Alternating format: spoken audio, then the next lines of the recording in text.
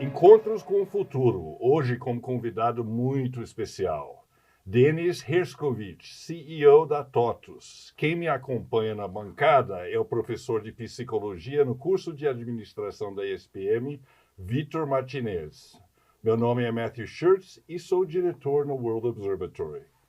Encontros com o Futuro é uma produção do World Observatory, da ESPM e da Prime, braço das Nações Unidas para as faculdades de negócios no mundo e no Brasil.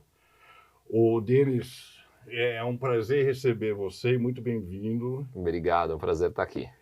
E nos conta um pouco o que é a TOTUS, como começou, o que faz, qual é seu tamanho hoje. Maravilha. É uma empresa muito importante, né? Sim, a TOTUS é uma empresa que tem já mais de 40 anos de vida, surgiu em 83, e é uma empresa focada em software, em tecnologia, e principalmente focada em pequenas, médias e até mesmo grandes empresas. Então, surgiu junto com o software, basicamente. Exatamente, ali no começo da década de 80 foi quando o software começou a ganhar relevância, inclusive em cima do hardware, né? Os investimentos começaram a migrar para isso. Sim. E o principal produto da TOTUS é o chamado ERP, né, que é um software que normalmente faz a gestão de todo o back-office de uma empresa. Então, se você imaginar toda a parte financeira, contábil, fiscal, produção, compras, vendas, qualquer tipo de processo interno de uma empresa, um ERP é o software, o sistema que faz toda a gestão, todo o controle desse processo. Hoje a TOTUS expandiu bastante o escopo de atuação dela, a gente tem já uma série de ofertas que a gente chama de front, que ajudam o cliente a vender mais, por exemplo. E a gente também tem hoje... Front é de frente para o mercado, essa ideia, é isso? Sim, são aplicações que a gente chama de business performance, né? Então, aplicações ligadas a marketing digital, CRM, e-commerce, por exemplo. Tudo isso ligado com esse back. E circundando tudo isso, nós temos o que a gente chama hoje de TechFin, que nada mais são do que serviços financeiros embutidos dentro do software de gestão. Em termos de tamanho, a TOTUS hoje é uma empresa de mais ou menos 5 bilhões de reais de receita, 1.200, 1.300 de EBITDA. É uma companhia listada na Bolsa desde 2006, um valor de mercado hoje mais ou menos 18 bilhões de reais. Por volta de 12 mil colaboradores, então é uma empresa grande, sólida, líder no seu mercado. E vocês têm colaboradores no Brasil inteiro? Sim, sem dúvida. A TOTUS tem hoje escritórios, se não me engano, em 15 cidades, mas a gente tem a presença efetiva no Brasil todo. Inclusive, um dos grandes investimentos que a gente vem fazendo é ter uma capilaridade que chegue em qualquer tipo de cidade com mais de 250 mil habitantes, por exemplo. Essa é uma dúvida que eu também tenho, assim, quando penso numa... Primeiro que é uma empresa brasileira, acho que isso é incrível, né?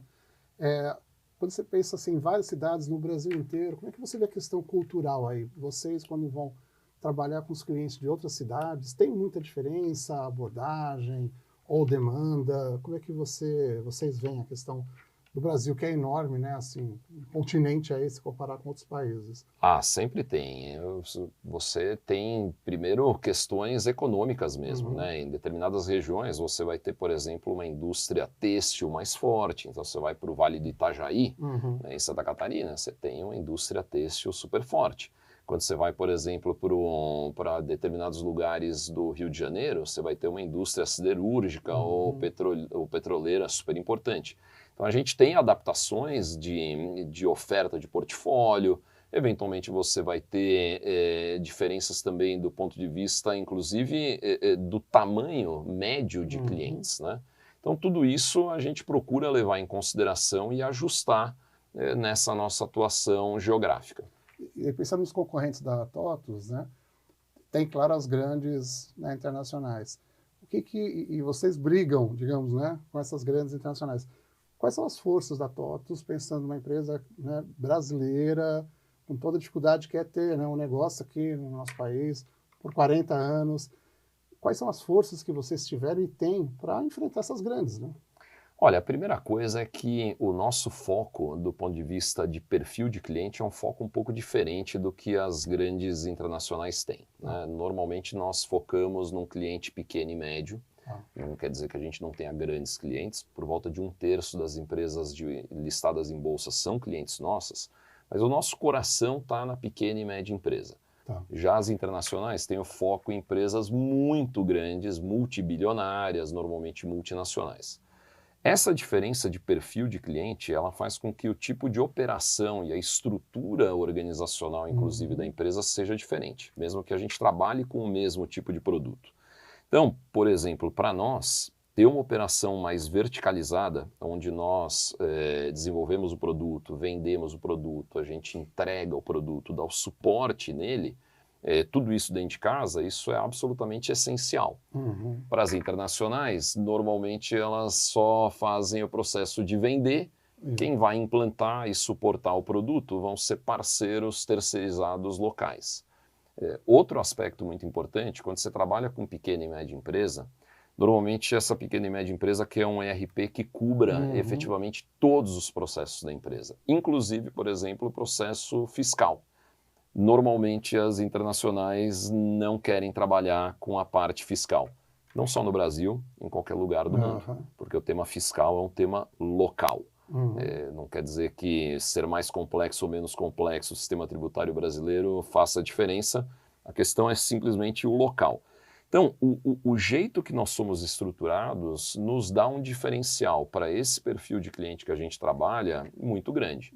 Quando você junta isso, capilaridade, né, cobertura do país todo, quando você coloca também na conta a quantidade de clientes e, por consequência, a experiência em cada segmento que nós temos, tudo isso dá um diferencial competitivo importante para a TOTVS em relação à concorrência internacional. Conta um pouco a origem da TOTVS. Qual é a história da empresa? Como começou? A TOTVS começou como boa parte das empresas de tecnologia de software, ali no começo dos anos 80, focada exatamente em conseguir desenvolver, num primeiro momento, pequenas funcionalidades que endereçavam essas questões financeiras, fiscais e contábeis, né? Todas essas empresas de software de gestão, como nós chamamos, elas surgiram mais ou menos com essa mesma história, com esse mesmo foco. E aí, conforme, obviamente, as empresas foram se sofisticando e principalmente as empresas foram se formalizando, essa é uma questão super importante na vida das empresas de ERP, o ERP ele é um inimigo da informalidade. Informalidade no sentido de não recolhimento de impostos, né? Perfeito. Porque o ERP ele registra tudo o que acontece numa empresa. E quando você só nega tudo que você não quer, é um sistema registrando tudo. Então se começou nesse mundo e conforme as empresas foram crescendo, se sofisticando, se formalizando, esse ERP começou a cobrir uma série de outras funcionalidades, uma série de outros processos dentro da empresa. Essa, grosso modo, é a história da TOTVS. Obviamente, a gente também tem que considerar que, ao longo desses 40 anos, a TOTVS deve ter feito por volta de uns 50 a 60 M&As, comprando, na maior parte das vezes, empresas, mas muitas vezes vendendo algumas operações que não eram mais prioritárias, muitas associações, muitas parcerias também. Então a TOTVS é uma empresa que cresceu muito em função de movimentos estratégicos, principalmente de M&A. E você estudou na SPM, né? Conta um pouco disso, é a nossa parceira aqui nesse podcast. Sim, eu fiz a SPM, eu sou da turma que começou em 1992, né? Então faz 32 anos que eu começava lá na SPM e fiz propaganda e marketing. E foi um curso muito interessante, porque apesar da minha carreira nunca ter sido especificamente em propaganda e marketing, eu acho que um curso de humanas, ele me abriu a cabeça para uma série de visões e de experiências que possivelmente, se eu tivesse feito, por exemplo, engenharia, eu não teria conseguido chegar. E hoje, é muito interessante, é claro que quando você vai subindo na estrutura das empresas, o conhecimento específico do mercado, o conhecimento específico da empresa, eles são muito importantes. Mas cada vez mais, o soft skill, o lado psicológico, Isso. o lado de Uhum. gestão de pessoas, tudo isso se torna extremamente importante. E eu, olhando em retrospectiva, considero que os meus anos de faculdade, principalmente numa faculdade de humanas, foi uma experiência importante. Professor, deve ser bom ouvir isso. Eu estava justamente pensando. Um caso de sucesso aqui. Com essa leitura humanas em tecnologia, né? Acho que isso Sim. que é interessante. Para vocês, né? Agora pensando mais em 40 anos, e você que está acompanhando a TOTVS aí mais recentemente, né? Tem mudado o perfil do trabalhador em tecnologia? Porque tem aquela meio estereótipo, né? Do nerd e tal. E até aproveitando a questão da diversidade, como é que vocês têm visto e como é que vocês trabalham a questão das mulheres em TI, né? Quer dizer, como é que você, aí dentro da TOTVS e nessa área, nesse segmento, como é que está esse tema das mulheres? Eu acho que é um tema importante para a gente trabalhar quando fala em diversidade. Não, tem mudado muito, né? Ou seja, o mundo de tecnologia, ele, na medida em que ele está muito ligado à inovação, a inovação também está muito ligada a temas de diversidade, né? Quanto mais diversidade você tiver, quanto maior for o pool de gente que você consegue trazer, quanto mais essas pessoas tiverem backgrounds diferentes e eventualmente complementares, melhor. Então, boa parte dessas mudanças que têm acontecido vem exatamente do mundo de tecnologia. Boa parte dessas mudanças. Inclusive, por exemplo, o modelo de trabalho é algo que começou a mudar em tecnologia. Uma empresa como a TOTVS, por exemplo, sofreu menos do que a média durante a pandemia, porque nós já tínhamos uma dinâmica de trabalho muito mais flexível, nós já estávamos muito mais preparados do ponto de vista de ter notebooks, ter acesso remoto, tudo isso já era praticado, não na escala, obviamente que virou depois da pandemia, mas numa escala muito maior do que as outras empresas já tinham.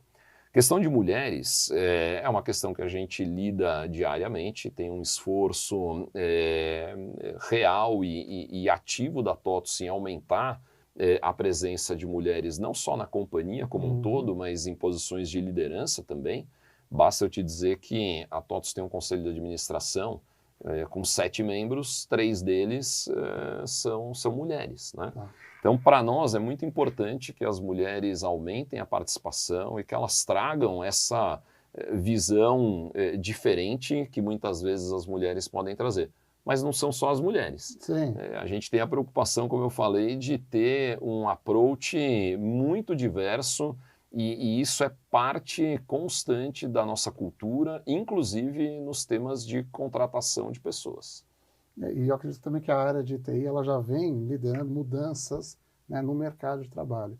E agora com a inteligência artificial, né, como é que vocês que são da área, e como é que vocês estão vendo presente e futuro, como é que vocês estão estudando isso, inclusive, até para vocês mesmos, né? Sim. Olha, de maneira muito otimista. Obviamente que, como qualquer tecnologia nova, primeiro tem muitas respostas que ainda não são possíveis de ser dadas e tem muitas perguntas que a gente ainda nem sabe quais vão ser.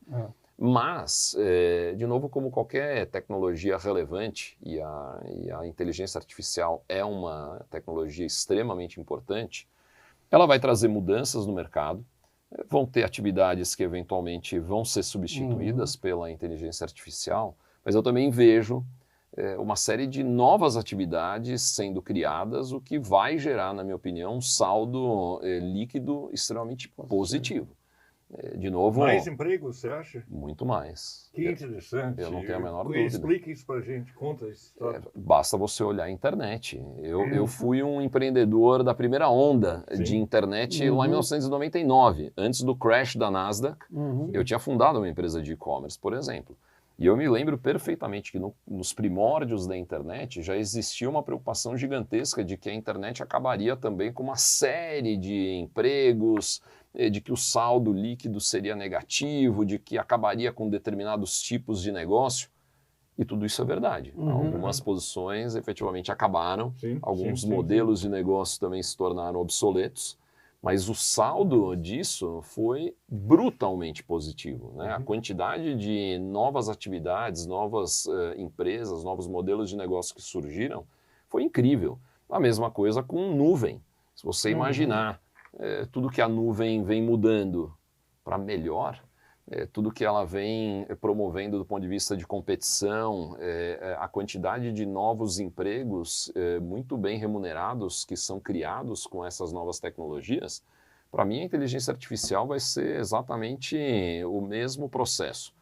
De novo, Vocês já usam?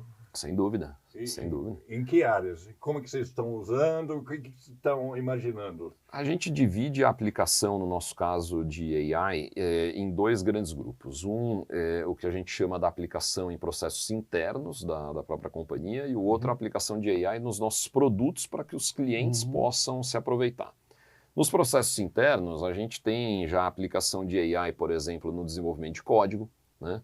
Boa parte do desenvolvimento de código de uma empresa de software, eu brinco, não é rocket science. Sim. É copiar e colar uma série de coisas que já foram desenvolvidas. Sim. É o tipo de atividade onde a AI pode ser aplicada.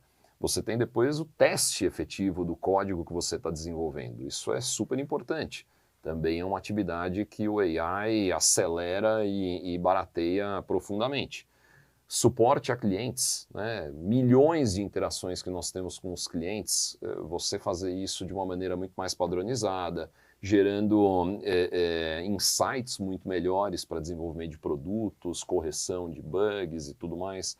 Então o AI aplicado em processos internos já é uma realidade, não em larguíssima escala, tem muito piloto acontecendo, mas já é uma realidade. Quando você leva isso para o produto em si, você tem, grosso modo, dois tipos de aplicação hoje. O primeiro deles é você auxiliar o usuário do software a que o uso do software seja feito da maneira correta. Boa parte dos problemas que acontecem num ERP é o próprio usuário usando o software de uma maneira incorreta. É o meu caso. Exato. É o meu também muitas vezes. Então você tem um assistente de AI que garante que o processo esteja sendo devidamente seguido, isso traz muito valor. Mas você tem uma segunda aplicação muito importante que é exatamente como uma espécie de um copiloto que vai gerando insights efetivamente. Então você imagina, por exemplo, que você tenha um módulo de logística dentro do teu ERP e você tem que tomar uma decisão de quais rotas você vai ter que escolher para ter a maior eficiência ou para ter as entregas no menor prazo ou para ter um melhor aproveitamento da volumetria cúbica do caminhão. Todas essas são atividades que o AI embutido dentro do ERP consegue gerar. Então, o começo dessas aplicações é o que está acontecendo agora. Isso vai se estender, na minha visão, com uma rapidez muito grande. E vai criar mais empregos? Por quê? Onde você vê isso? Primeiro que sempre que você tem uma produtividade maior na economia, nada faz a renda de uma economia, de um país, evoluir mais rapidamente do que o ganho de produtividade. Tá. E o AI, a essência dele é exatamente você ganhar produtividade. Então, se você me perguntar exatamente quais são as novas profissões que vão ser criadas com AI, nem eu, nem o Elon Musk, nem ninguém vai conseguir te responder. Agora, é provado que quando você tem ferramentas que melhoram a produtividade de uma economia, o saldo líquido disso é extremamente positivo. Perfeito. E o AI dessas novas tecnologias, na minha visão, é a que mais vai trazer ganho de produtividade na economia. Perfeito. Volto, né? Acho que é importante frisar, eu como professor de psicologia organizacional, com esse olhar de gestão, acho que é bom destacar, né, o fato da TOTVS ser uma grande empresa brasileira. Acho que isso é importante porque num país como o Brasil, com todas as dificuldades, uma empresa se firmar e concorrer e empregar tanta gente, é isso que eu gostaria de ver a sua análise, Denis. A questão da TOTVS e outras, mas ser uma empresa socialmente responsável, né? A gente sabe dos inúmeros problemas que o Brasil enfrenta. Qual é o posicionamento da TOTVS aí pensando em ESG? Quando eu falei ESG, a gente está falando de sustentabilidade, diversidade. mas também de responsabilidade social. Como é que vocês se preparam, né, para ter uma atuação socialmente responsável? O que é que vocês têm feito e o que vocês querem fazer ainda? Legal. Só no teu ponto da empresa brasileira, eu tenho uma frase que eu gosto muito e uso bastante, que o headquarters global intergaláctico da TOTVS é ali na Brasleme número 1000. Temos aqui perto. Exato. Uhum. Então, isso para nós é um orgulho muito grande e é muito interessante porque, do ponto de vista cultural mesmo, o perfil do profissional para trabalhar numa empresa onde o headquarters global intergaláctico é aqui, é diferente. Não é melhor ou pior, Sim, ele só é diferente. E esse é um cuidado importante que nós temos quando a gente traz pessoas do mercado, de que haja esse encaixe do ponto de vista de compreender o escopo de você ter todas as decisões relevantes, estratégicas sendo tomadas aqui. Falando sobre ESG e sobre responsabilidade social, essa é obviamente uma grande preocupação da TOTVS. Quer dizer, a gente não quer só ter sucesso como companhia, a gente quer que o país efetivamente tenha sucesso, que a sociedade brasileira tenha sucesso. Dito isso, como qualquer empresa, a gente não consegue resolver todos os problemas do país, né? Quem dera a gente pudesse resolver boa parte deles. Mas tem um pedaço do problema que nós vemos onde a gente entende que a TOTVS tem um papel importante. Qual é esse pedaço? Educação. O Brasil tem um déficit de profissionais de tecnologia em particular muito grande. Nós estamos falando de algumas centenas de milhares de pessoas que faltam efetivamente no mercado. As empresas têm vagas em aberto que não são preenchidas todos os dias. Então, a gente tem um trabalho importante já há mais de 25 anos, especificamente nesse tema de educação. A gente criou o IOS, que é o Instituto da Oportunidade Social, patrocinado pela TOTVS, e esse instituto ele forma por volta de 2.000 jovens em situação de vulnerabilidade social, formados em tecnologia para o primeiro emprego. Então, ao longo desses 25 anos, nós estamos falando de mais de 50.000 jovens formados em tecnologia. Uma boa parcela desses jovens são contratados diretamente pela TOTVS ou por clientes da TOTVS ou pelo ecossistema que transita em torno da TOTVS. Então, esse é um exemplo concreto do que nós fazemos e podemos fazer. Tem outros exemplos, a gente tem, por exemplo, muitos convênios com governos nos 3 níveis, né? Federal, mas principalmente estadual e municipal, no sentido de prover conteúdos educacionais de tecnologia. Muitas vezes a gente tem parcerias com entidades de ensino, inclusive. Então, o nosso trabalho está muito direcionado exatamente para a educação e principalmente educação em tecnologia para o primeiro emprego. Falta alguma coisa para a tecnologia avançar ainda mais no Brasil? O que você sente falta? Mão de obra mesmo? Falta mão de obra, sem dúvida nenhuma, mas a gente tem algumas questões que não são só de tecnologia. Quando você olha, por exemplo, questões de essência mesmo, ou seja, facilidade de fazer negócios, toda a questão da complexidade tributária do país, tudo isso vai comendo investimento e tempo das empresas. A TOTVS mesmo, na hora que ela está desenvolvendo o software de ERP,